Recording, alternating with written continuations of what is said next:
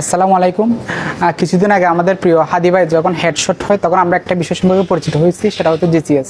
তো এটা as a medical student প্রত্যেকের জন্য খুবই ইম্পর্টেন্ট। তো আমরা আজকে জিসিএস স্কোরটা নিয়ে জানার চেষ্টা করব। তো জিসিএস মানে কি? জিসিএস এর পুনরূপ হচ্ছে গ্লাসগো কোমা স্কেল। গ্লাসগো শব্দটা আসছে হচ্ছে ইউনিভার্সিটি অফ গ্লাসগো থেকে।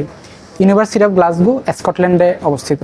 এই জিসিএস স্কেলের পার্ট হচ্ছে তিনটা: I opening, motor response, verbal response, motor response, IBM দিয়ে আমরা মনে রাখি। আই ওপেনিংয়ের স্কোর হচ্ছে 4, ভার্বাল রেসপন্সের স্কোর হচ্ছে 5, আর মোটর রেসপন্সের স্কোর হচ্ছে 6। তো আই ওপেনিংয়ে প্রথম আমরা আই ওপেনিংটা দেখবো। আই ওপেনিংয়ের টোটাল স্কোর হচ্ছে 4। স্পন্টেনিয়াস আই ওপেনিং যদি হয়, অর্থাৎ আমরা পেশেন্টকে যাওয়ার সাথে সাথে পেশেন্ট যদি অটোমেটিক চোখ খোলা থাকে, সেক্ষেত্রে স্কোর হবে 4। আর আমি যদি পেশেন্টকে ডাকার পরে পেশেন্ট যদি চোখ খোলে, তখন স্কোর হবে জিসিএস স্কোর হবে আই ওপেনিংয়ের ক্ষেত্রে 3। আর যদি ডাকার পরেও পেশেন্ট চোখ খোলে নাই, আমি প্রেশার দেওয়ার পরে পেশেন্ট চোখ খুলছে, তখন স্কোর হবে 2। আর নান হলে স্কোর হবে 1। তো আমরা এখন পেশেন্টের কাছে গিয়ে সরাসরি দেখব। তো আমি প্রথমে পেশেন্টের কাছে দেখতে পাচ্ছি যে পেশেন্টের সরাসরি চোখ খোলা আছে। তো এক্ষেত্রে যেহেতু চোখ খোলা আছে, স্পন্টেনিয়াস আই ওপেনিং, এক্ষেত্রে আমার স্কোর হবে 4। তো এক্ষেত্রে আমাদের একটা বিষয় মাথায় রাখতে হবে, অনেক সময় কিছু ডেথ পেশেন্টের ক্ষেত্রে আই ওপেনিং থাকতে পারে। তো এক্ষেত্রে আমার দেখতে হবে আইবলের মুভমেন্টটা আছে কিনা। মুভমেন্ট থাকলে পেশেন্টটা অ্যালাইভ, সেক্ষেত্রে আমার স্কোর 4ই হবে। তো এরপরে সেকেন্ড কেস যে টু স্পিচ। তো এক্ষেত্রে আমি দেখব যে পেশেন্টের ক্ষেত্রে এখন দেখা যাচ্ছে চোখ বন্ধ। এরকম যদি চোখ বন্ধ থাকে, আমি পেশেন্টকে প্রথমে ডাকবো, মামুন। আমি ডাকার পরে পেশেন্টের চোখ খুলছে। তো আমি ডাকার পরে যখন পেশেন্ট চোখ খুলছে, এক্ষেত্রে টু স্পিচ, স্কোর হবে 3। তো এরপরে কেস, এখন আমি যখন পেশেন্টের চোখ বন্ধ, আমি পেশেন্ট ডাকবো যে মামুন চোখ খোলো। এখন দেখা যাচ্ছে আমি ডাকার পরে পেশেন্ট চোখ খুলতেছে না, তখন আমি প্রেশারটা দিব। প্রেশার দিয়ে দেখবো পেশেন্ট চোখ খুলে কিনা। তো প্রেশার দেওয়ার ক্ষেত্রে আমরা দুই জায়গায় প্রেশার দিতে পারি। একটা হচ্ছে সেন্ট্রাল প্রেশার, একটা হচ্ছে পেরিফেরাল প্রেশার, একটা হচ্ছে সেন্ট্রাল প্রেশার। পেরিফেরালটা আমরা নেল বেডের সাথে আমরা দিয়ে থাকি, আর সেন্ট্রাল প্রেশারটা দুই জায়গায় দেওয়া যায়। একটা হচ্ছে ট্রাপিজিয়াস মাসেলে, এখানে দেওয়া যায় ট্রাপিজিয়াস মাসেলে, আর একটা হচ্ছে সুপ্রা অরবিটাল ব্রিজে। তো আমরা প্রথমে পেশেন্টের পেরিফেরাল প্রেশারটা দিয়ে দেখবো পেশেন্টের আই ওপেন হয় কিনা।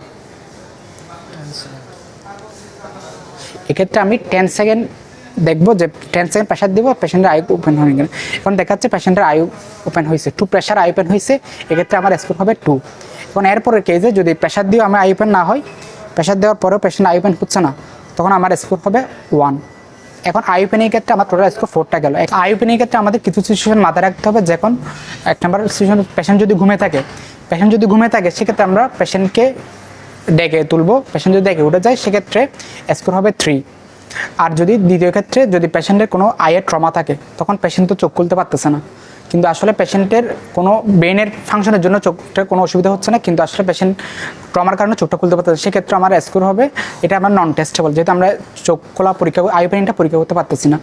আর থার্ড কেস হচ্ছে যদি পেশেন্টের আইলিডটা অনেক বেশি সোয়েলিং থাকে, অথবা অনেক বেশি হিউজ ফেশিয়াল পাফিনেস থাকে, তখন পেশেন্টটা চোখ খুলতে পারতেছে না, তখন আমরা আই ওপেনিংটা টেস্ট করতে পারতেছি না। এক্ষেত্রেও আমার লিখতে হবে আই ওপেনিং নন টেস্টেবল। আরেকটা স্পেশাল সিচুয়েশন হতে পারে যে পেশেন্ট ব্লাইন্ড। তো পেশেন্ট ব্লাইন্ড করলে আমি মনে করো পেশেন্টকে চোখ খুলতে বলছি, তাহলে পেশেন্ট চোখ খুললো, কিন্তু আসলে পেশেন্ট দেখতেছে না। তো এটা আমাদের কোনো ব্যাপার না, পেশেন্ট চোখ খুলতে পারলে আমার স্কোর হবে স্পন্টেনিয়াস আই ওপেনিং, স্কোর হবে 4। এখন আমরা জিসিএস এর যে সেকেন্ড পার্ট বারবার রেসপন্সটা দেখবো। বারবার রেসপন্সের টোটাল স্কোর হচ্ছে 5। পেশেন্ট যদি oriented with time place person থাকে, তখন স্কোর হবে 5। আর যদি পেশেন্ট যদি ডিসওরিয়েন্টেড থাকে অথবা কনফিউজ থাকে, তখন স্কোর হবে 4। আর পেশেন্ট যদি ইনঅ্যাপ্রোপ্রিয়েট ওয়ার্ডস বলে, তখন স্কোর হবে 3। আর যদি ইনকম্প্রিহেন্সিভ সাউন্ড বলে, তখন স্কোর হবে 2। আর যদি এগুলো কিছু কোনো রেসপন্সই করতে না পারে, তখন স্কোর হবে 1। কারণ আমরা সরাসরি পেশেন্টের কাছে গিয়ে এটা দেখার চেষ্টা করব। আমি পেশেন্টকে টাইম প্লেস পারসন নিয়ে জিজ্ঞেস করবো, মামুন এখন কি দিন নাকি রাত? এখন তো দিন। এখন দিন। আচ্ছা, ওই যে ভিডিও করতেছে ওকে? ও হচ্ছে আমার বন্ধু রাগিব আব্দুল্লাহ। আচ্ছা, এরপর হচ্ছে টাইম প্লে, তুমি এখন কোথায় আছো? আমি এখন হসপিটালে আছি। হসপিটালে আছি। তো আমরা দেখতে পাচ্ছি পেশেন্ট, টাইম, প্লেস, পারসন, তিনটা আনসারই কিন্তু সঠিকভাবে দিয়েছে। এক্ষেত্রে আমরা বলতে পারি পেশেন্টটা ওরিয়েন্টেড, এক্ষেত্রে আমার স্কোর হবে 5। কারণ অন্য ক্ষেত্রে ডিসওরিয়েন্টেড বা কনফিউজড, সেটা কীরকম আনসার দিয়ে আমরা একটু দেখার চেষ্টা করব। মামুন এখন দিন নাকি রাত? এখন তো রাত। রাত। যে ভিডিও করতেছে এটা তোমার কে? বাহারো পোয়া নজিনি আই। আচ্ছা, এখন তুমি কোথায় আছো? আমি তো কক্সবাজার সমুদ্রত আছি। আচ্ছা, তো এখন আমি পেশেন্টকে যে কোয়েশ্চেনগুলো করছি, পেশেন্ট কিন্তু কোয়েশ্চেনগুলো ঠিকভাবে বুঝতে পারছে কিন্তু আনসারগুলো একটু ভুল দিছে, তখন আমরা পেশেন্টকে বলবো ডিসওরিয়েন্টেড অর কনফিউজড, স্কোর হবে 4। এখন আমরা এরপরের কেসে যাব। মামুন, এখন দিন নাকি রাত? মাথায়। আচ্ছা, ভিডিও করতে সেটা কে? না জি, তো শুক্রবার মনে হয়। আচ্ছা, এখন তুমি কোথায় আছো? না কেন আছো তোরা, ভালো আছো না? ভালো আছি। তো এক্ষেত্রে দেখা যাচ্ছে পেশেন্ট আসলে আমার প্রশ্নটাই বুঝতে পারে নাই, আমার ওর আনসারের সাথে আমার প্রশ্নের কোনো সামঞ্জস্য নাই, সেজন্য আমরা এখানে বলবো ইনঅ্যাপ্রোপ্রিয়েট ওয়ার্ডস।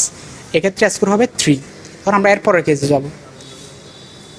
মামুন, এখন দিন নাকি রাত?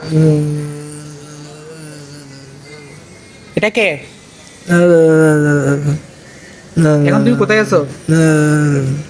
আচ্ছা, এখানে পেশেন্ট কোনো সাউন্ডই করতে পারতেছে না বা কিছু উল্টাপাল্টা শব্দ করতেছে, এক্ষেত্রে আমরা বলবো ইনকম্প্রিহেন্সিভ সাউন্ড। এক্ষেত্রে স্কোর হবে 2। আর যদি পেশেন্ট যদি আমি ডাকার পরে কোনো রেসপন্স করতে না পারে তখন স্কোর হবে 1। তো এই ক্ষেত্রে আমাদের যে ভার্বাল রেসপন্স, এখানে কিছু স্পেশাল সিচুয়েশন আছে। যেমন একটা পেশেন্ট মনে করো যে বোবা পেশেন্ট তো কথা বলতে পারতেছে, আমি বারবার রেসপন্সটা তাহলে তার কাছ থেকে টেস্ট করতে পারবো না, তখন আমি লিখবো এনটি মানে হচ্ছে নন টেস্টেবল। আর সেকেন্ড কেস হচ্ছে পেশেন্ট যদি ইনটিউবেটেড থাকলে তার মুখে যেহেতু একটা ইনটিউবেশন টিউব থাকে তখন সে আমার বারবার রেসপন্সটা করতে পারবে না, এক্ষেত্রে আমি দিব নন টেস্টেবল। এখন আমরা জিসিএস এর যে 3 নাম্বার পয়েন্ট, যেটা হচ্ছে মোটর রেসপন্স, সেটা নিয়ে আলোচনা করব। জিসিএস এর 3 নাম্বার নাম হচ্ছে মোটর রেসপন্স। এখানে টোটাল স্কোর হচ্ছে 6। তো পেশেন্ট যদি অবেজ কমান তাহলে স্কোর পাবে 6। আর আমি এরপর যদি কমান যদি অবে করতে না পারে তখন আমি পেশেন্টকে পেন দিব। পেন যদি লোকালাইজ করতে পারে তখন স্কোর পাবে 5। পেশেন্ট যদি পেন লোকালাইজ করতে না পারে কিন্তু নর্মাল ফ্লেকশন অথবা ফ্লেকশন উইথড্রয়াল ফ্রম পেন যদি হয় সেক্ষেত্রে স্কোর পাবে 4। আর যদি অ্যাবনর্মাল ফ্লেকশন হয় তখন স্কোর পাবে 3। আর অ্যাবনর্মাল এক্সটেনশন যদি হয় স্কোর পাবে 2। আর যদি নান হয় স্কোর পাবে 1। তখন আমরা সরাসরি পেশেন্টের কাছে গিয়ে অ্যাসেস করার চেষ্টা করব। তো প্রথম পয়েন্ট হচ্ছে পেশেন্ট কমান্ড অবে করতে পারে কিনা। মামুন, হাতটা তোলো তো, আমার হাতটা ধরো, হাত ছাড়ো। তো এখানে দেখা যাচ্ছে পেশেন্ট আমার হাত যে কমান্ড দুইটা দিছি, দুইটা অবে করতে পারছে, এক্ষেত্রে পেশেন্টের স্কোর হবে 6। এরপর যদি পেশেন্ট যদি কমান্ড অবে করতে না পারে, মামুন হাতটা তোলো তো, দেখা যাচ্ছে পেশেন্ট হাত তুলতেছে না, তখন আমি পেশেন্টকে পেন দিয়ে দেখবো। তো পেনটা এক্ষেত্রে আগেই বলছি যে 2 জায়গায় দেওয়া যাবে, একটা হচ্ছে পেরিফেরাল পেন, একটা হচ্ছে সেন্ট্রাল পেন। তো প্রথমে আমি পেরিফেরাল পেন দিয়ে দেখবো। তো এই যে এখানে নীল বেড আমি পেনটা দিচ্ছি, আমি যখন পেন দিচ্ছি পেশেন্ট দেখা যাচ্ছে যে তার বাম হাত দিয়ে পেশেন্টের পেনটাকে লোকালাইজ করে আমার যে বাইরের যে ড্যামেজিং ফোর্স এটাকে সে উইথড্র করার চেষ্টা করতেছে, তার হাত দিয়ে নিজে থেকে আমার হাতটাকে উইথড্র করার চেষ্টা করতেছে। এক্ষেত্রে আমার স্কোর হবে হচ্ছে 5।